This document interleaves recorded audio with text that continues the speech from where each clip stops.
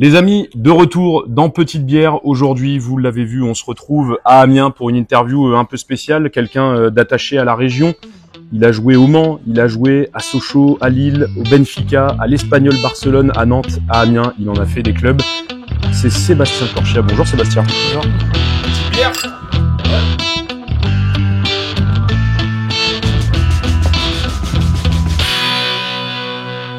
Comment ça va? Bah, ça va très bien. Hein. J'ai une première question habituelle. C'est un format que je fais en format court sur la chaîne. C'est le tu deviens quoi? Tu deviens quoi Sébastien Corchia pour ceux qui se demandent?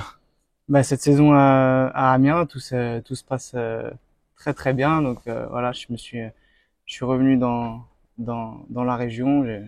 Je suis passé par Lille, du coup je connais un petit peu. C'est pas très loin, mais voilà, à Amiens et ça se passe très bien. Bon, j'ai l'habitude de trinquer avec une petite bière, mais aujourd'hui on est avec des vrais sportifs, donc ce sera une petite bouteille d'eau. Justement, tu parlais de Lille et d'Amiens. Tu as joué pour le LOSC 127 matchs, ce qui est pas rien. Aujourd'hui, tu es à Amiens, tu le disais. T'es pas de la région pourtant, tu es de Noisy-le-Sec C'est ça. de base, mais tu es là aujourd'hui. Tu as un attachement particulier à ce territoire justement?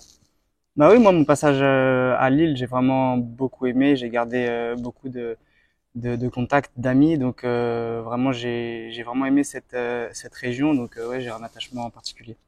J'avais une question parce que j'ai évoqué ton parcours, mais tu as aussi un palmarès, puisque tu as remporté le championnat du Portugal en 2019 avec Benfica et la Coupe de France 2022 avec Nantes. Ouais. Est-ce que selon toi, il te manque un trophée?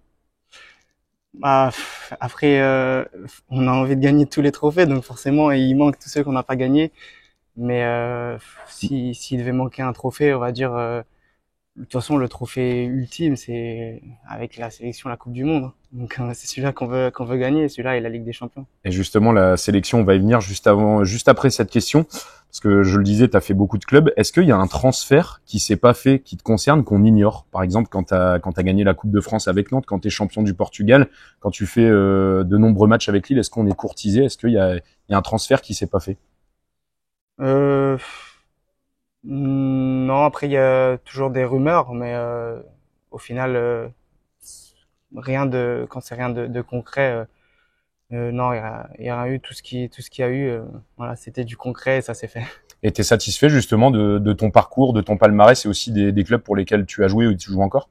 Oui, bien sûr, ouais, je suis, voilà, tous les clubs, j'ai passé de très bons moments. Bon, après, il y a forcément certains clubs où on a aimé plus que d'autres parce Ouais. que voilà, il s'est passé des choses inoubliables. Donc forcément, voilà, mais sans ça, j'ai apprécié tous mes clubs et oui, je suis content de ce que j'ai fait. Et justement, un petit choix à faire qui est un peu compliqué. Ton meilleur souvenir, justement, avec l'un de tes clubs, ton meilleur souvenir dans ta carrière jusqu'à présent? Bah après, le meilleur souvenir, déjà, c'est mon premier match en pro. Forcément, ça, je le retiendrai Ça, c'était toujours. au Mans, il me C'était semble. au Mans Ouais, ouais, contre Nice. ouais, c'est ça. Et bah après, les trophées, quand on gagne des trophées, la victoire en Coupe de France avec Nantes, le championnat du Portugal aussi, une énorme fête avec les supporters. Donc voilà, et puis ma sélection en équipe de France. Et justement, je vais venir à ta sélection en équipe de France parce que tu as connu les 4 catégories de jeunes en EDF, les U17, 18, 19, les 21 aussi, et tu as connu une sélection donc avec là, c'était contre la Côte d'Ivoire. T'aurais voulu plus avec cette équipe de France? Bah forcément, on a envie de toujours en avoir plus.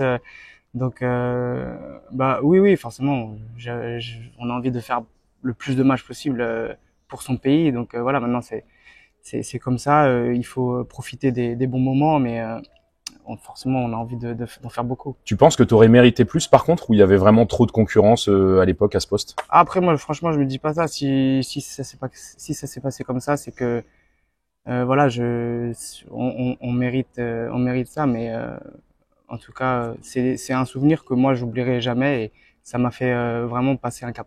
Parce que souvent, oui, on dit une petite sélection en équipe de France, mais ça reste l'équipe de France. Tu as fait partie d'une liste des meilleurs joueurs français à l'époque où tu as rejoint, du coup, pour ce match amical, l'équipe de France, quoi. Oui, après j'ai été dans le groupe aussi Des qualifs. plusieurs fois, Ouais, donc j'ai vécu des choses voilà que je pensais jamais vivre. J'ai côtoyé des personnes aussi, des joueurs exceptionnels, donc forcément ça m'a vraiment beaucoup aidé pour ma carrière. Et justement, là, on va parler de ton poste, parce que t'es arrière droit.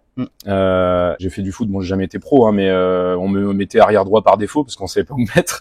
Et on dit souvent que le poste d'arrière droit, c'est la facilité, c'est là où on met le joueur, où on sait pas trop ce qu'il veut jouer, s'il peut jouer milieu, attaquant, donc on le met défenseur droit.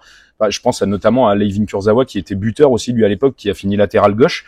En quoi c'est difficile de jouer arrière droit, et est-ce que c'est un poste, justement, qui est un peu sous-coté, j'ai envie de dire? Bah, en quoi c'est difficile. Je pense que maintenant les latéraux, ils ont un rôle de plus en plus, enfin, très important à jouer dans les matchs parce que c'est un poste où on demande de défendre et attaquer. Donc on fait les deux. Il faut avoir du coffre, il faut courir, il faut être bon tactiquement pour apporter des centres, pour marquer aussi parce qu'on voit de plus en plus des latéraux qui marquent, surtout maintenant avec Les défenses à 3 et avec les pistons. Et tout. Donc c'est un poste où moi j'aime bien parce qu'en fait c'est très varié. Il y a des matchs forcément on est obligé de défendre plus que d'autres parce qu'on subit, mais il y a des matchs où on peut attaquer un peu plus. Donc on peut faire en fait on peut tout faire. Donc c'est un poste que j'apprécie et qui est de plus en plus important. Je vais te poser une question simple. Elle sera en deux parties. Dans un premier temps, le meilleur joueur que t'aies côtoyé. Le meilleur joueur, Ça peut être toi. je vais dire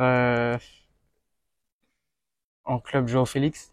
Joao Félix. Ouais, à Benfica et après Benfica, en sélection Pogba et Varane. Ouais. Ouais, et en plus c'est des super gars donc En ouais. dehors et sur le terrain, ouais. exceptionnel, ouais. Et tu sens, tu me parles tu parles quand même d'un. Et Lucas Digne aussi, hein, en parlant Lucas Digne, justement trois piliers de la sélection française. Très bon gars. Tu sens qu'ils ont une envergure assez importante justement quand quand tu les côtoies, c'est vraiment des gens, ils t'impressionnent pas non plus.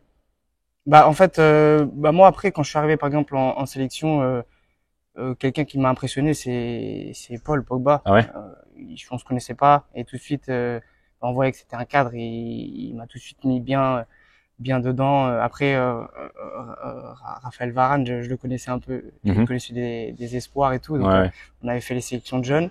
Mais Paul, c'est sûr que c'était voilà un cadre et il m'a tout de suite mis dedans, comme si on se connaissait depuis longtemps et on a gardé ce contact. Donc ouais, franchement, c'est des personnes en or. Et on va parler du meilleur joueur cette fois, mais que tu es affronté, celui qui t'a donné le plus de difficultés sur le terrain. Iniesta. Iniesta sans aucun souci. Ouais, Iniesta. C'était quand tu jouais à Séville, du coup. Ouais, quand je jouais à Séville, un match au Camp Nou. Donc bah un souvenir, voilà quoi, magnifique. Camp Nou, Iniesta au marquage, des fois Messi, Suarez. Donc ouais, franchement c'était un très beau souvenir. Donc on a envie de se confronter à des joueurs comme ça, mais après forcément c'est des grands joueurs, donc c'est plus dur.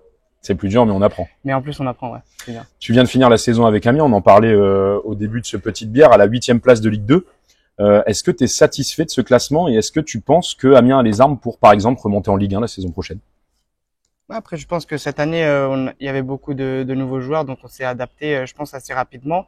On a fait au final je pense, une saison plutôt réussi, même si on aurait pu faire mieux. Il y a eu des matchs où ça a basculé en fin de match, on s'est fait rattraper, où on aurait pu avoir plus de points et peut-être arriver dans les 5 premiers. Mais on a fait aussi des gros matchs contre les grosses équipes où on a pris beaucoup de points contre les premiers. Donc voilà, il y a eu des hauts et des bas comme dans une saison de football, mais en tout cas on a un très bon groupe et j'espère que justement cette saison on va pouvoir préparer l'année prochaine pour terminer au moins au niveau des barrages. Et j'avais une dernière question parce qu'aujourd'hui, on le sait, tu as un contrat jusqu'en 2025 avec Amiens. Tu as 33 ans. C'est quoi la suite? Moi, je me sens très bien ici. On a un super groupe, donc voilà, c'est un club familial, donc c'est ce que je recherchais aussi et je donne tout pour le club et moi, il me reste un an de contrat, donc voilà. Après, on va voir ce qui va se passer, mais moi, dans ma tête, je suis à 100% avec le club et à fond pour essayer de les faire remonter en Ligue 1 dès l'année prochaine. Il y a une moyenne d'âge souvent dans le football, on parle de retraite à 34 ans. T'es à un an de ces 34 ans, mais tout à l'heure, il y a certaines personnes du club qui m'ont dit il a 33 ans, mais il a faim. Tu te vois pas prendre ta retraite à 34 ans? Pas du tout. Non, justement, le mental est là. Je suis quelqu'un qui bosse beaucoup en dehors, donc voilà. Après, il y a pas d'âge limite. Tant qu'on est bon, on est là. Eh ben, on boira une petite bière cette fois, alors à ta retraite dans une dizaine d'années, j'imagine. Merci à tous d'avoir suivi ce petit bière. Je remercie aussi Lamien SC qui nous a reçus dans ce magnifique stade Crédit Agricole de la Licorne. Et puis merci Sébastien, à la prochaine. Pas de problème, à la prochaine.